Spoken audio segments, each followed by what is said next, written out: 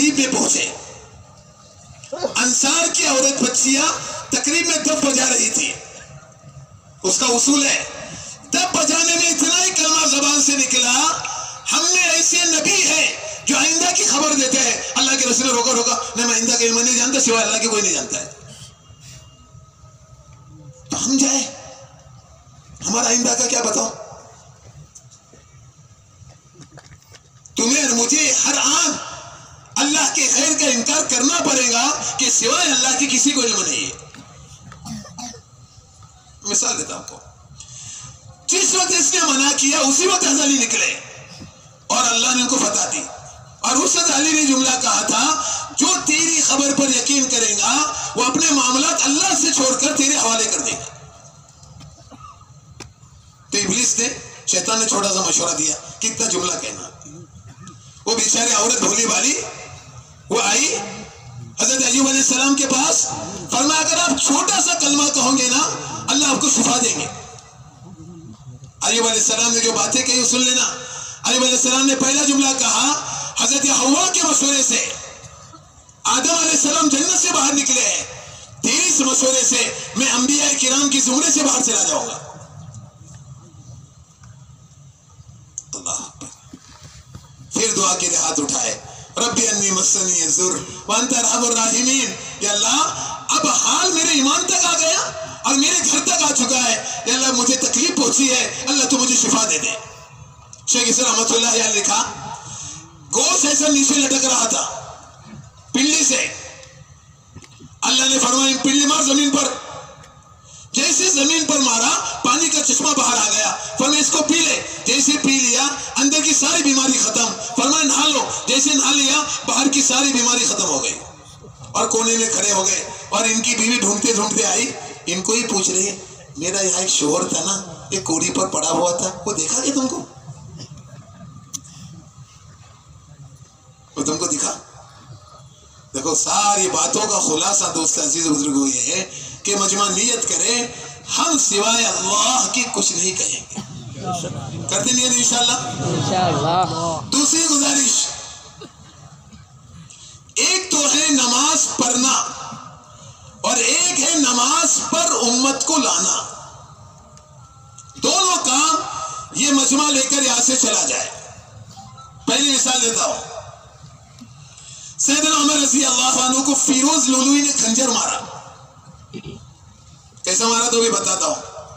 محراب میں چھپ کر بیٹھا تھا رات کو اور پورا خنجر زہر میں بھگویا تھا اور اسی کا وہ کام کرتا تھا بڑائی کا. سیدنا عمر رضی اللہ عنہ نماز پڑھا رہے تھے اور سورہ یوسف کی تلاوت ہو رہی تھی اور یہ محراب سے باہر نکلا, ان کو مارا اور بھاگنا شروع ہو گیا. تو جتنے صحابہ کو لگا, علماء نے لکھا 12 صحابہ کو لگا, وہ بھی سب شہید ہو گئے. آخر میں اس کو کیسے پکڑنا, تو ایک صحابی رسول نے چادر پھینکی, چادر اس کے جسم پہ گری, یہ سمجھا کہ اب میں پکڑا گیا, تو اس نے اپنا پیٹ پھاڑا. سنا, آگے سناتا ہوں. ابن عباس کہتے ہیں میں مسجد کے آخر میں تھا, پہلے قرآن کے بلند پڑھنے کی آواز آ رہی تھی, اچانک دھیمی ہو گئی. میں یہ سمجھا آگے کوئی حادثہ ہو گیا ہے, اور آگے حادثہ دیکھو کیسا ہوا ہے. دیکھو ابھی میں مثال دے رہا ہوں. اسی حالت میں سیدنا عمر رضی اللہ عنہ پیچھے آئے, عبد الرحمن ابن عوف کو آگے بڑھایا اور صف میں بیٹھ کر فجر کی نماز پوری کی.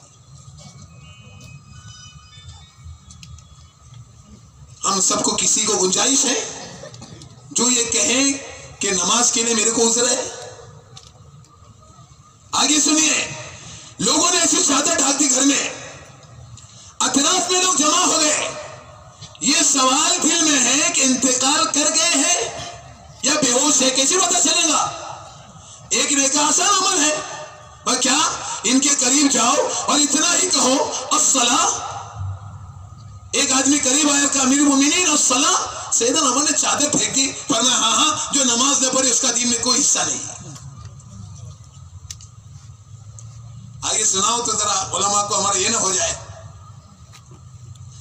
اس حالت میں بھی بیٹھتے تھے اور زخم سے خون بہتے رہتا تھا اور اسی حالت میں نماز پڑھتے تھے. امت کو یہ پیغام دینے کے لیے کہ کبھی بھی نماز نہ چھوڑنا. یہ تو ہے سیدنا عمر کی زندگی میں آئی اللہ کے رسول صلی اللہ علیہ وسلم کی طرف. امی عائشہ رضی اللہ عنہ بیان کرتی ہے منزل وفات میں ہے اللہ کے رسول صلی اللہ علیہ وسلم. اتنے میں حضرت بلال کی اذان کی آواز آئی. اللہ کے رسول صلی اللہ علیہ وسلم نے فرمایا عائشہ لوگوں نے نماز پڑھی؟ فرمایا نہیں، مسجد میں آپ کا انتظار ہو رہا ہے. فرمایا میرے لیے لگن میں پانی رکھو تاکہ میں غسل کر لوں. اللہ کے رسول نے 3 مرتبہ غسل کیا اور تینوں مرتبہ بے ہوش ہو کر نیچے گر گئے. امی عائشہ فرماتی ہے چوتھی مرتبہ غسل کیا، 2 آدمیوں کا سہارا لیا، چلا نہیں جا رہا تھا، یہ دونوں انگوٹھوں کی نشانے سے گر رہے تھے.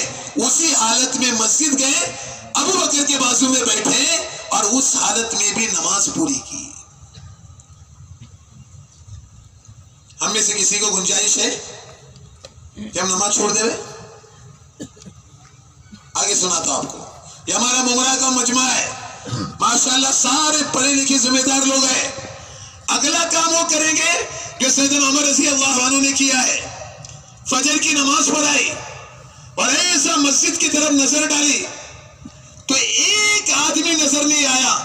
اس کا نام لکھا ہے سلیمان بن حفمہ رحمت اللہ علیہ. بازار گئے، بازار سے فوراً ان کے گھر گئے. گھر جا کر ان کی والدہ دروازے پر کھڑی تھی. کیا بات ہے، تمہارے بیٹے فجر کی نماز میں نظر نہیں آئے؟ فرمایا رات بھر نوافل پڑھتے رہے، صبح کو آنکھ لگ گئی. سیدنا عمر رضی اللہ عنہ نے فرمایا کاش کے رات بھر سوتا اور فجر کی نماز جماعت کے ساتھ پڑھتا، یہ رات بھر نماز پڑھنے سے بہتر ہے. آپ سے بھی گزارش ہے، محلے میں ایک آدمی بھی مسجد میں نہیں آیا تو اس کی ملاقات کے لیے کون جائیں گے؟ ہم جائیں گے. آگے دوسرے یاد رکھنا، مسجد میں کون نہیں آتا تھا؟ صحابہ کے زمانے میں مسجد میں 2 آدمی نہیں آتے تھے. یا تو یہ آدمی بیمار ہو گیا یا تو اس کے اوپر نفاق کا بدنما دھبا لگ گیا ہے.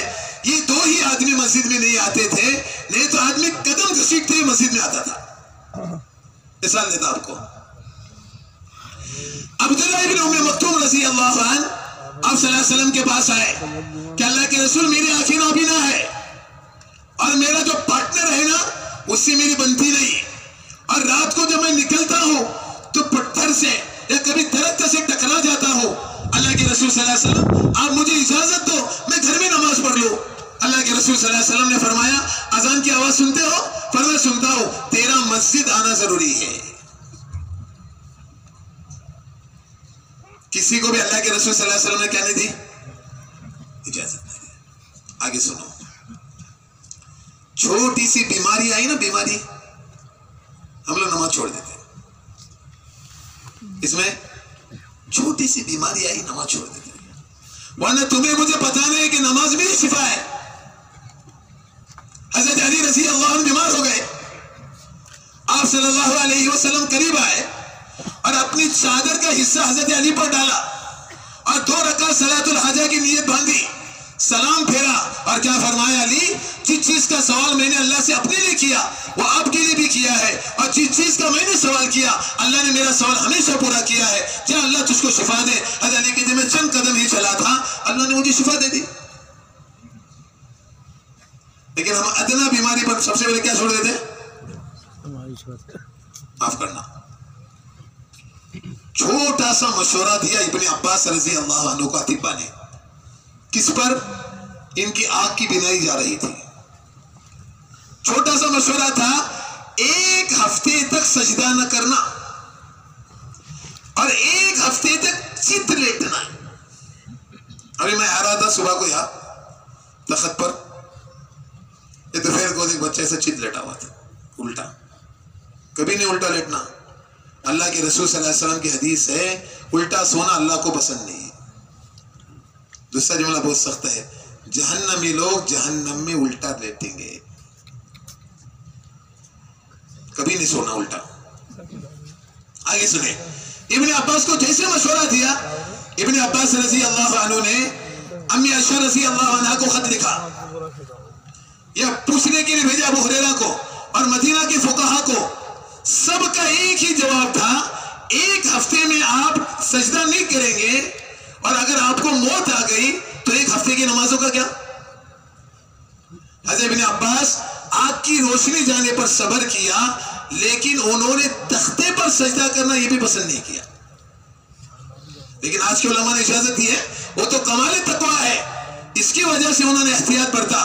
لیکن ہم آپ سب سے گزارش کر رہے ہیں، نیت کریں انشاءاللہ تعالیٰ کبھی نماز نہیں چھوڑیں گے.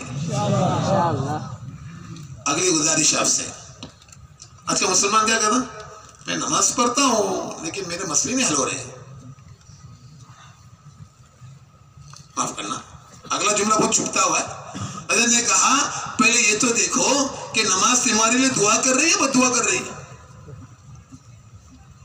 نماز تمہارے لیے دعا کر رہی ہے بد دعا کر رہی ہے؟ کہ روایت میں آتا ہے کہ جب آدمی نماز کو بگاڑ لیتا ہے تو نماز بد دعا دیتے ہوئے جاتی ہے کہ یا اللہ جس طرح اس نے مجھے بگاڑا ہے یا اللہ تو اس کو بھی بگاڑ دے. تو حضرت نے کہا نماز کی بد دعا کا سب سے پہلا اثر اسباب پر ظاہر ہوتا ہے. اس وجہ سے ہم ایسی نماز پڑھیں گے کہ نماز ہمارے لیے کیا کریں گے بولو؟ اور اس کا طریقہ کیا ہے؟ اس کا پہلا طریقہ یہ ہے کہ نماز میں جلدی نہ کرنا. اللہ کے رسول صلی اللہ علیہ وسلم کی حدیث ہے، جو رکوع میں اور سجدے میں جلدی کرے اس کی نماز کی طرف اللہ دیکھتی ہی نہیں. کیا نہیں کرتے اللہ دیکھتی نہیں. اللہ کے رسول صلی اللہ علیہ وسلم قیام کرتے تھے، اتنا لمبا قیام کہ حذیفہ ابن الیمان کہتے ہیں کہ میں نے غلط ارادہ کر لیا. پوچھا گیا غلط ارادہ کیا؟ اللہ کے رسول نے سورہ بقرہ شروع کی، میں یہ سمجھا کہ سب آیتوں پر رکوع کریں گے، سورہ بقرہ ختم ہو گئی تب بھی رکوع نہیں کیا. میں سمجھا سورہ بقرہ کی ختم پر کریں گے، آل عمران شروع کی، پھر سورہ نساء شروع کی، پھر سورہ مائدہ شروع کی.